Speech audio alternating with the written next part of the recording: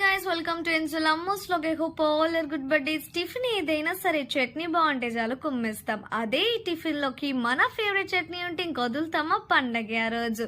మరి మీకు టిఫిన్ లో ఏ చట్నీ అంటే ఇష్టమో కామెంట్ చేసేయండి. ఇప్పుడు నేనైతే నా ఫేవరెట్ అయినటువంటి టమాటో కొత్తిమీర చట్నీ ప్రాసెస్ చూపిస్తున్నాను, అది కూడా నా స్టైల్లో చూసేయండి.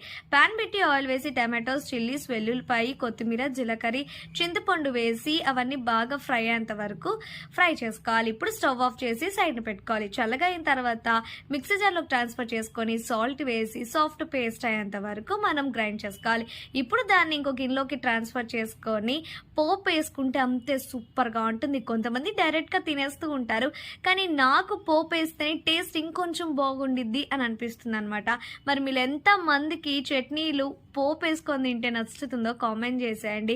ఒక్కసారి ఇలా ట్రై చేయండి. టమాటో కొత్తిమీర చట్నీ డెఫినెట్గా మీకు నచ్చుతుంది.